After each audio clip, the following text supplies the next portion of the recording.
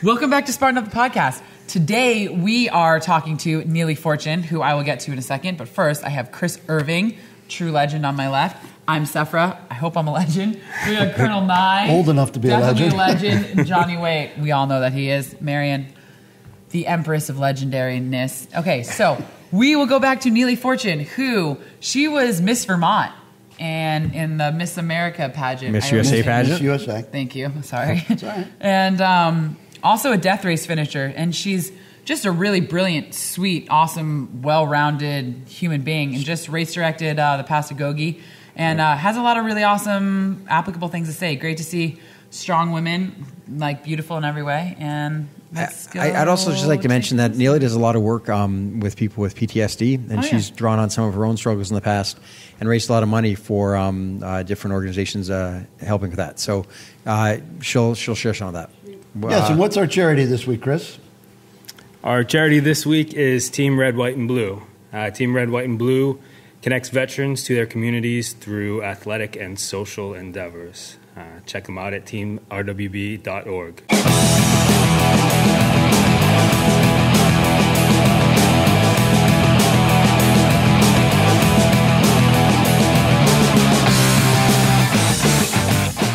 Welcome to Spartan Up Podcast. We are here at Riverside Farm in Pittsfield, Vermont, and I'm with Neely Fortune. Neely, you're very well known in Vermont as? I was Miss Vermont USA 2016. And you're also well known at the Riverside Farm because you've been here for a number of races and agoges, and a lot of people would think that's a contrast. Mm-hmm. You know, Miss Vermont USA versus death racing, for example. How's that square with you? You know, that contrast was actually kind of the point. That was kind of the intention. And they were both passions of mine that I kind of combined to create this conflicting, message that I wanted to bring to people. And pageantry was something I started in college. Mm-hmm. I didn't do it since I was a little kid. A lot of people ask me that. I started it in college when I was dealing with a lot of anxiety. I had some dark turns in my life that I was trying to sort through. And I was actually giving a lot of presentations in college, and I was finding that I was a terrible public speaker.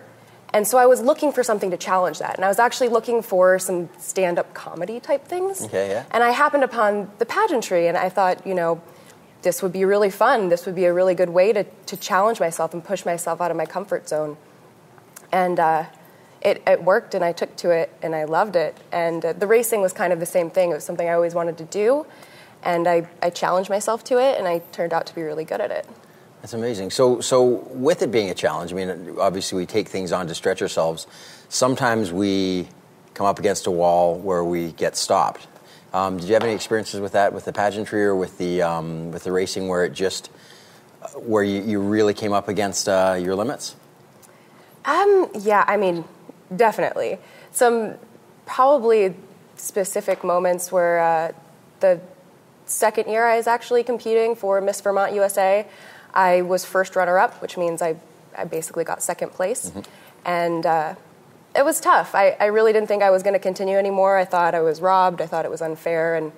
And I kind of realized that, life's not fair. And it was different. If it had been different judges, if it had been different situation, a different day of the week, maybe it would have been a different result. Maybe I would have won. Maybe I wouldn't have even been in the top 5.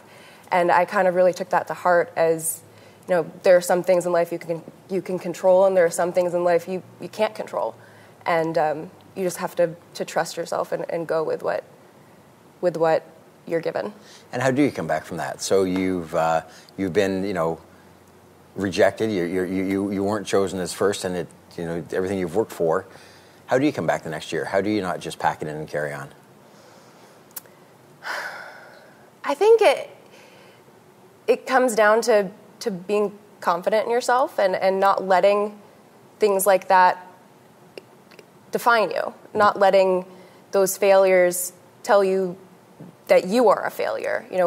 Failing at something doesn't mean that you are a failure. And I took it as a learning experience more than anything, learned what I could improve on, and I brought it back the next year. And I kind of decided that if I won the year that I actually did end up winning, if I won or if I didn't win, it was the experience that I wanted. It wasn't necessarily the crown. And going into it, I had to remember that I never in a million years thought I was going to win. I just wanted to find some confidence in myself. Yeah, which you did, which is fantastic. Which I did, yes. Yeah. So now let's shift to the racing. So how did you get started with endurance racing? It was actually really just random out of the blue. I had a friend that was in the racing world, and he kind of introduced me to Spartan, and I did the Spartan Sprint at City Field in 2014? 2015. 2015, that was my first race ever when I was 22. And I loved it. I took to it immediately. And I just wanted longer races, I wanted harder races, and I really went from the City Field Sprint to the Killington Beast to the Death Race within 6 months. What is that? 7 months of each other. Yeah. And it went up, that's when I met you, and it went up from there. So your first Death Race. So all of a sudden, again, you've taken on something bigger than you ever thought you'd be taking on, quicker than you ever thought you'd be taking on. Very similar to the pageantry. And now you're. Which one was that? I'm trying to remember. I staffed winter, and then I went to Mexico. Okay, so you're down there in Mexico. I remember the finish of that. You were.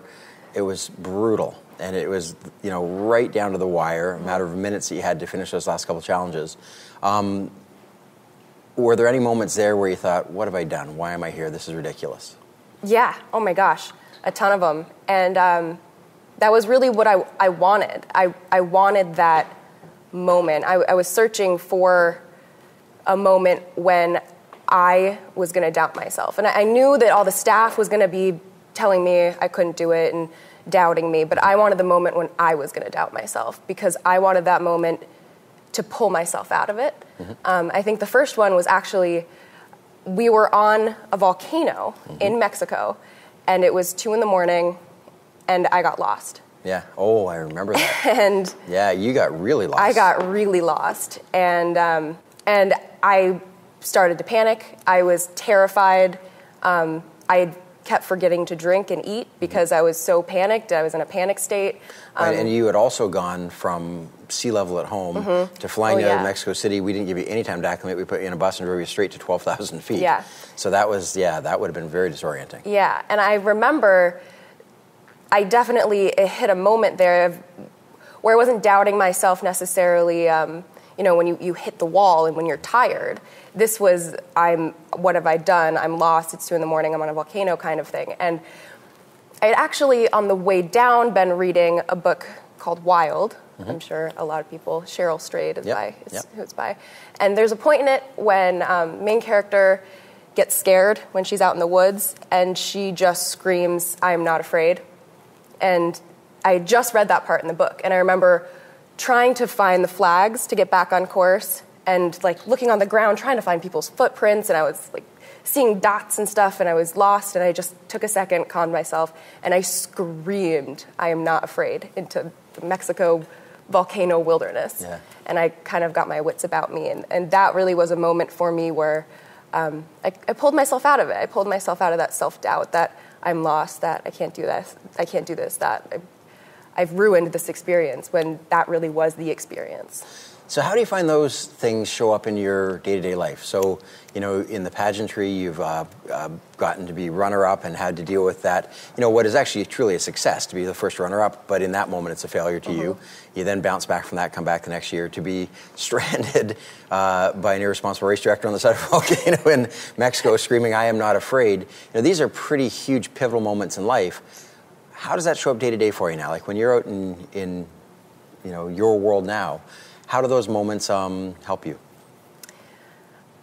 What has been the most helpful for me, and I think it's important that people know that going into all of these challenging experiences that I put myself into, I was kind of dealing with some dark turns in my life, like I had mentioned earlier, that I dealt with in college, and I was really dealing with the repercussions of that. So the strength that I gained from these experiences, that being lost on a volcano in Mexico and getting myself out of that situation, just by my own accord. I was alone in that situation, and I had gotten myself out of it. That really transcends that experience into when I'm facing a difficult situation, when I'm facing anxiety or doubting myself in my everyday life. I can draw upon the experiences that I've had in race situations or in pageantry, and know that if I can find my way back to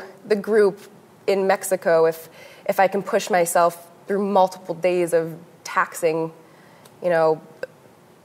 activity, then I can get through a panic attack, or I can get through, on a lighter note, being in debt, or I can figure that out. I'm smarter than I think I am when it comes to those situations, and I think that's important to know. You know what, Neely? There's a really important question I want to ask you when we come back from the break. Mm-hmm. We are going to go to break, and hold that thought. Okay. I hope you're not sitting still while you listen. If you are, you better get a burpee break in.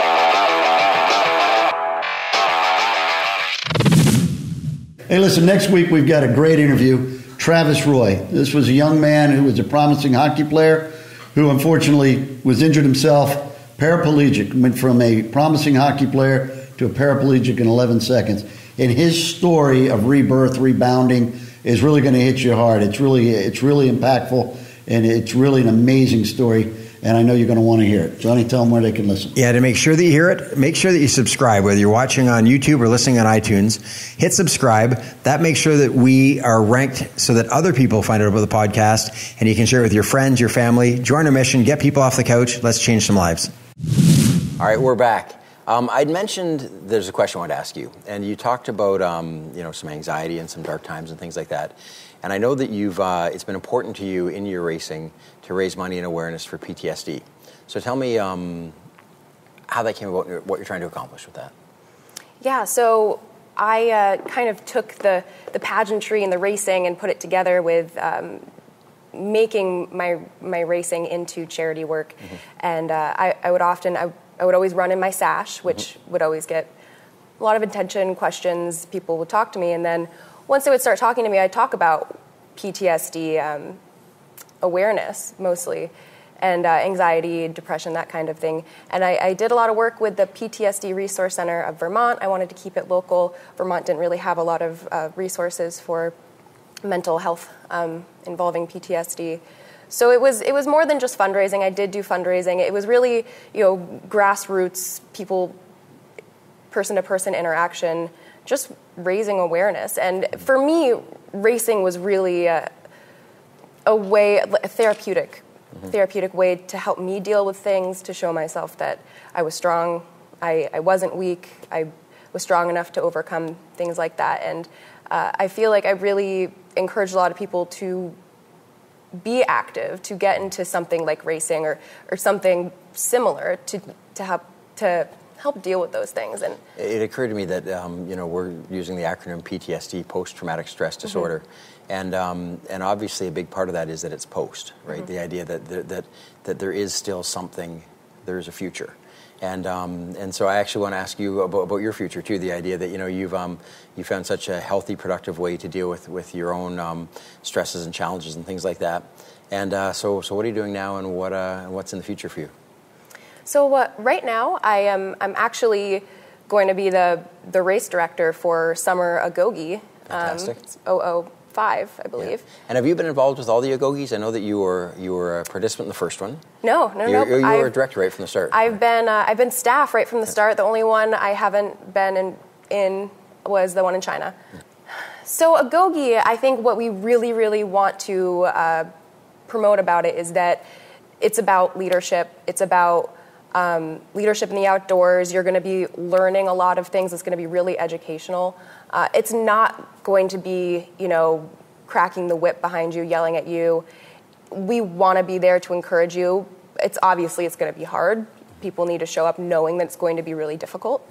But we really want it to be a learning experience and to have that, that transcendence into your life, that overcoming something really difficult while also taking away something valuable in the form of survival skills in the outdoors, or just outdoor educational skills that you can take back with you and then use that to enhance your life. Joe and I used to talk a lot about how the death race, the idea was really see what people are capable of when you're trying to stop them, when you're throwing every possible reason to quit and every barrier you can, and that only the toughest get through. And what I love about what you're doing with Agoge is it's kind of the flip side, which is let's see what people are capable of if they're actually supported and allowed to work together. And what we're finding is that a lot of people are going a lot further than they could in the other scenario. So I love the idea that it's not just about toughness and the ability to grind through, but also when we do lift each other up, how far we can all go.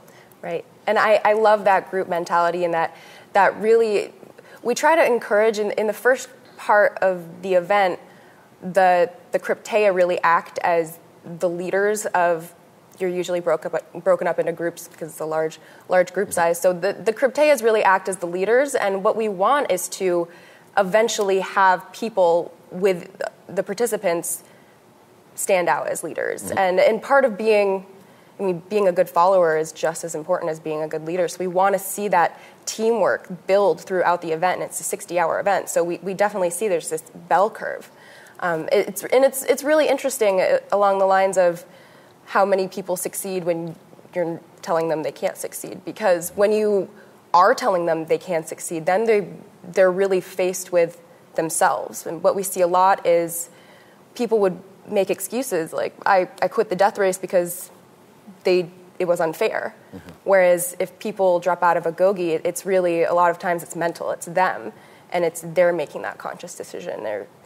They're making that conscious decision to continue rather than saying that the staff made that decision for them. And I want to ask one more question, too, in terms of with the racing, you're really giving back. I mean, you gained a lot from the racing, and now you're involved making sure that you create opportunities for other people, too. Are you still involved with the pageant world at all? Not particularly. I think that I took what I needed from it, and a lot of the pageantry was a avenue for me to do community service and fundraising, and to really have a voice that people would pay attention to. You know, when 25-year-old woman puts a crown on her head, people are usually like, let's ask her about that. Yeah. So it really served the purposes in that way, and along with really enhancing my interview skills and my confidence, and just all things that I have taken into my personal life and as well as my career life. Cool. So what's a message you'd like to leave with everyone in terms of from everything you've learned, everything you've gained? What does Neely Fortune have to say? I think that sometimes when life presents you with a challenge, see that as an opportunity. See that as an opportunity to overcome it. And I can almost guarantee that in overcoming a challenge in your life, you will gain so much more than you could ever imagine.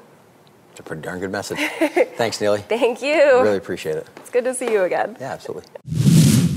So that one was kind of special for me. I've known Neely for a couple of years. I first met her here at Vermont when she was helping out with the death race.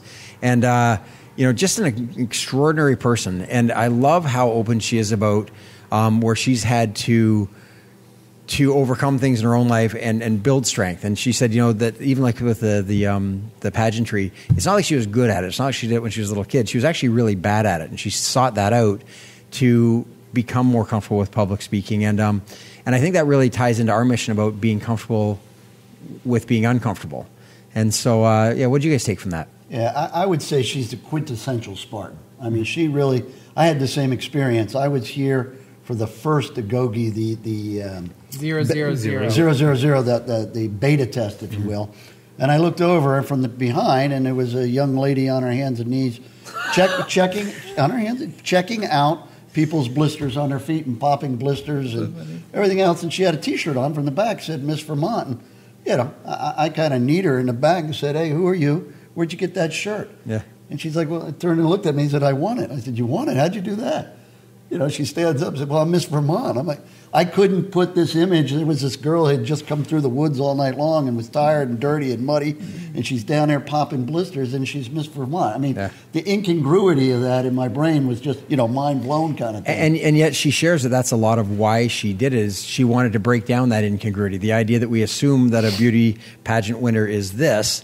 And she's like, no, they can be anything. They can be a soccer player. They can be a badass athlete. They can be a truck driver, just because they also happen to be a beauty pageant person. So I think that she would appreciate that you said that, because that's her whole mission, is to try and break down that divide. Again, she's a beauty pageant winner, but she was talking about, we were talking something, a picture, she had a blemish or something, and I was like, oh my God, you're horrific, put it away kind of thing. And she's confident enough, she's laughing about it, the whole thing, like, oh, please don't look, And yet, I also saw her down in Orlando with her father at a medical conference where she was dressed professionally and was representing her father's business.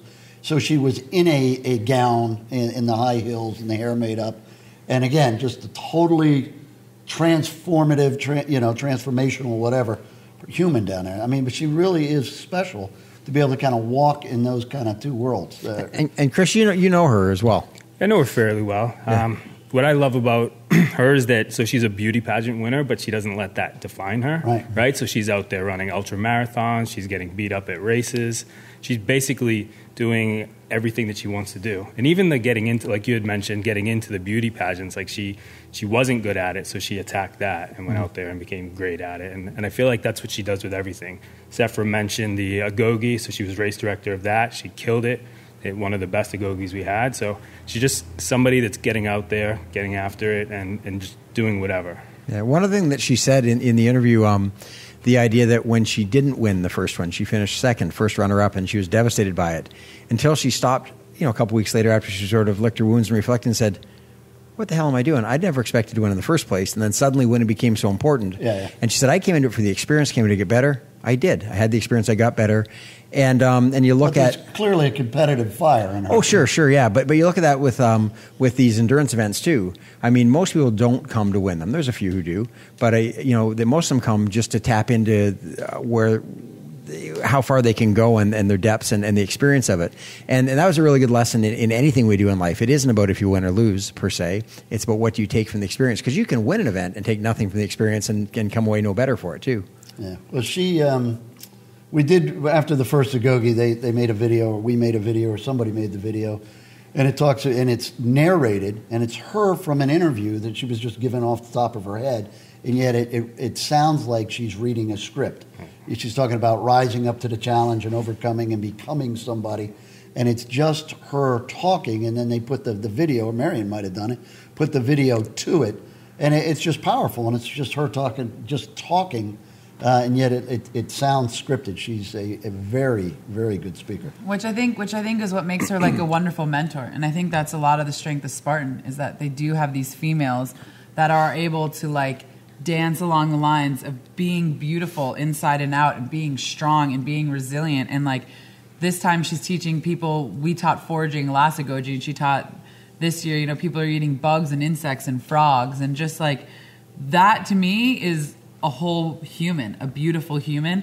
And just like the way she conducts herself, and like the sweetness in her composure, and how much she actually, I thought was really nice is like she has deep compassion for all the Agoge racers. She's like, oh, they're my little butterflies, and like it's so nice that like they can be your little butterflies as you're like having them walk on fire and coals and like put them in ponds. And I love that multifaceted nature that she brings to it. And she's just this really spectacular human. What can we learn from that? Go eat some frog legs and get dirty. And if you're a young girl, get out there and do some races. I say she does a really great job of sharing her story, and not poisonous frogs. Sorry, not poisonous frogs. And also giving back. Right, you were talking about she's out there. She's learned all of these lessons through death races, through Agoges, and all of this, and she wants to give back. Yeah. I think that's the key right there. You're asking what you can learn. I think it's for her. It'd be humble, humility. She could strut around and kind of brag and say, "Look at me," but clearly she doesn't. She is into this. into the Agoge, into the endurance races, all of that. Doesn't mind getting muddy, rolling around. And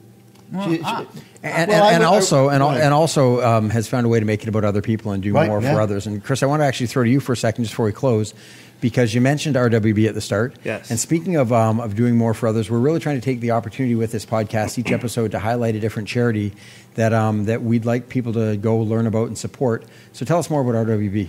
So I had mentioned that RWB connects veterans to their communities, and the way they do that is through athletic and social events. So really what RWB does is bring people together, right? Whether it's veterans, civilians. I really like the inclusive nature of RWB. So like my girlfriend, she's not a veteran, but she's involved heavily.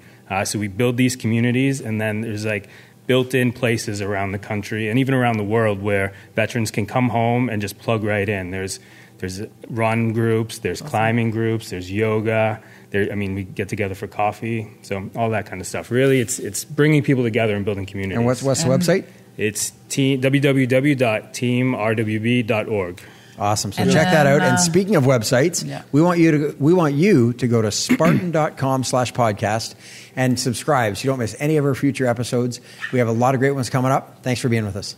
Thank you for watching another epic story of success. If you like our message, please share Spartan Up with your friends and subscribe on iTunes, YouTube, or wherever you catch our show, maybe in the woods. Spartan Up is brought to you by Spartan Race. To find a race near you, visit Spartan.com.